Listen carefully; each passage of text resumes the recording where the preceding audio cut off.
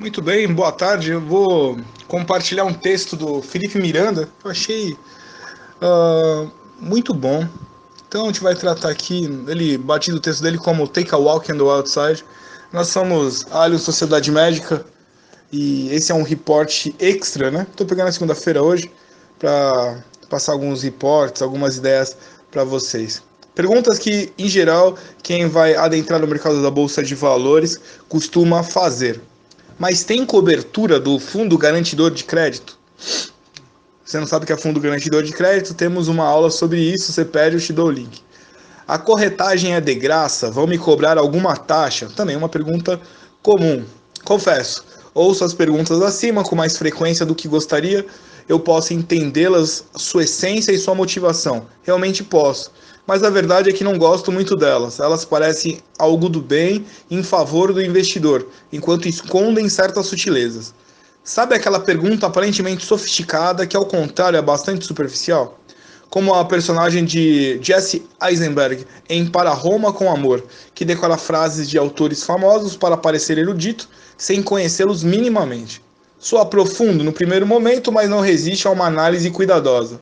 A primeira pergunta revela a postura de um investidor descontente com a sua remuneração atual, potencialmente na poupança num fundo DI de taxa alta, interessado em um pouco mais de retorno, mas indisposto a correr risco. Ele topa sair da poupança, contanto que haja em torno dele uma rede de proteção.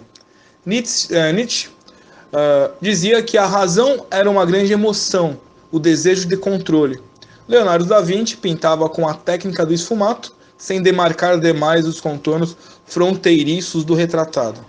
O cérebro humano ele quer a garantia, a convicção extrema, a resposta pronta, enquanto tenhamos que sempre conviver com um pouco de dúvida, uma espécie de fumaça que nos separa da certeza total.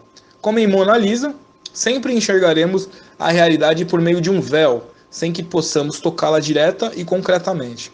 A ideia de ter de conviver com dúvidas, incertezas e risco é particularmente impopular no Brasil. Talvez seja essa a herança do Estado paternalista, talvez seja a orientação católica, em que há sempre um pai nos esperando para acalentar-nos, talvez as mazelas não deliberadas do manifesto antropofágico e sua preguiça macunaímica. Talvez o histórico ruim daqueles que assumiram muito risco em sua atividade empreendedora ou investidora. There are no old bold investors. Não há investidores velhos ousados. Eles morreram pelo caminho. Sinceramente não sei, mas vejo uma dificuldade grande por aqui em se lidar com o conceito de riscos. Na semana passada cheguei a escrever, retomando Howard Marks, que o risco é a coisa mais importante. Nós não estamos aqui para não correr riscos. Você pode passar a vida toda tentando não morrer, ficando dentro do seu quarto, esterilizando todo objeto que ali entrar, comendo a comida mais saudável do mundo, pode ficar ali até os 150 anos. Mas terá vivido algo de verdade?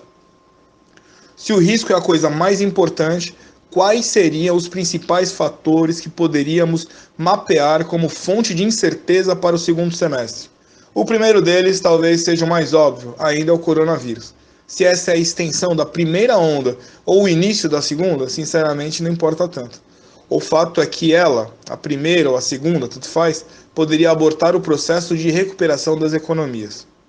Também temos a eleição norte-americana, em que Biden parece com grande vantagem sobre Trump.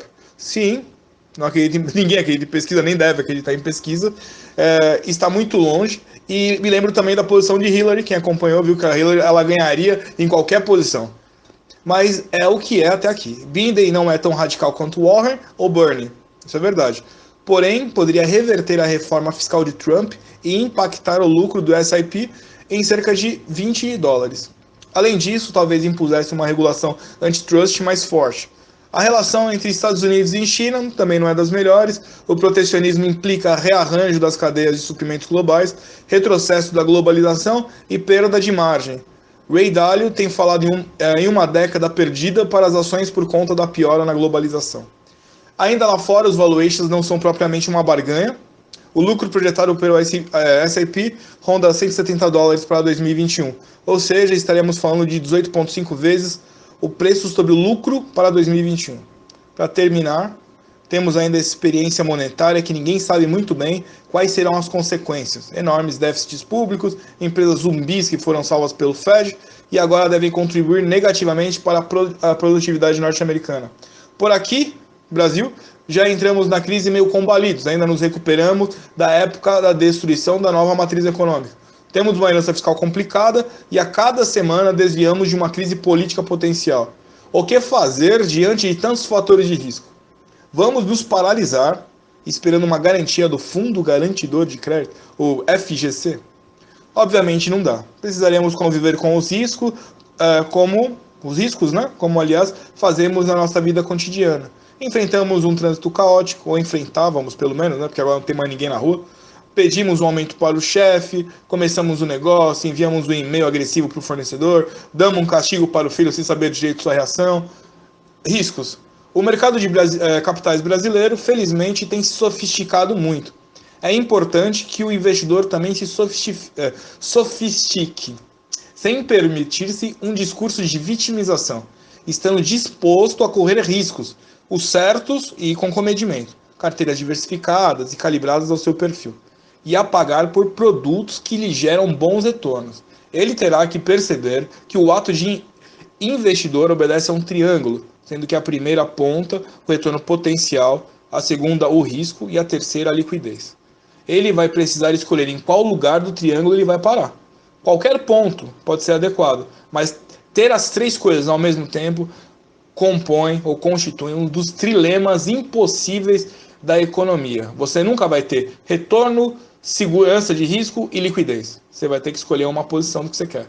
Há 3 pontos fundamentais em termos de mentalidade que acho importante neste processo de sofisticação do investidor. O primeiro diz respeito a como ele vai encarar os seus erros. A verdade é que o investidor erra todo dia. Se ele estiver bem com essa afirmação, suas chances de sucesso são bem maiores. Um grande gestor brasileiro costumava dizer algo assim: o investidor é sempre um idiota. Se ele compra uma ação e ela cai, é um idiota porque comprou. Se ele compra e ela sobe, é um idiota porque comprou pouco. George Soros afirma que a sua taxa de acerto é tão boa ou ruim quanto aquela de um investidor comum. Ele só se diz melhor do que a média em identificar seu erro, mudar de ideia e seguir em frente. O que você perdeu no investimento A, você pode recuperar no B ou C. Não se apegue a opiniões e às posições de ontem. Permita-se mudar de ideia e de ação, sempre que o cenário exigir isso. E investir não é um ato de coerência da narrativa, como no livro linear. Sempre será uma comparação entre peso e cenário. Se um dos dois muda muito, você precisa agir. O segundo se refere ao fato de que vivemos agora num mundo de baixos retornos. É uma notícia ruim, claro, mas a realidade não vai se adaptar às nossas vontades. É mais fácil que nós nos adaptemos à realidade. Os ativos do mundo, todos são precificados por arbitragem.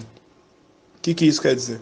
Resumidamente, que o ativo X deve pagar o retorno da taxa livre de risco mais o prêmio de risco do ativo X. A bolsa paga o retorno da renda fixa mais um prêmio de risco da bolsa. Se o retorno esperado da bolsa era 20%, quando a Selic era 15%, não adianta esperar que a bolsa continue lhe pagando, na média, 20%, agora que a Selic é 2%. Se o retorno esperado da bolsa continuar em 20%, com a Selic 2%, todos vão comprar a bolsa.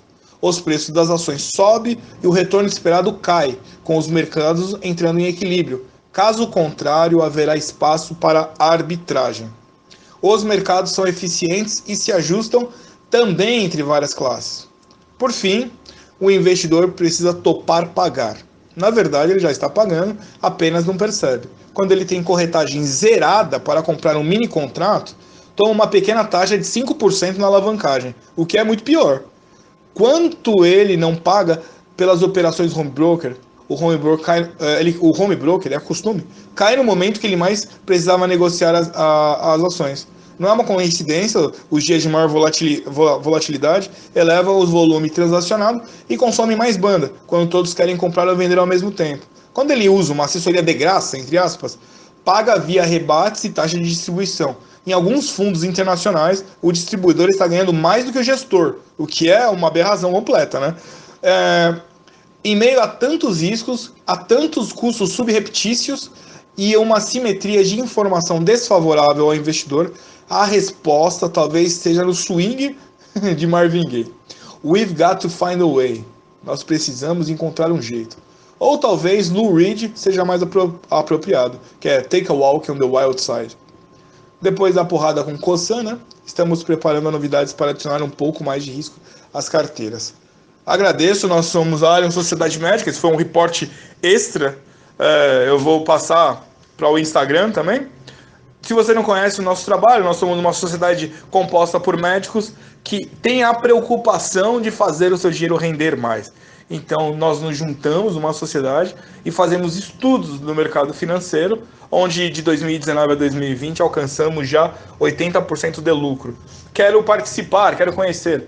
Entre em contato, 11 95 135 6262. Obrigado pelos 10 minutos e até o próximo report.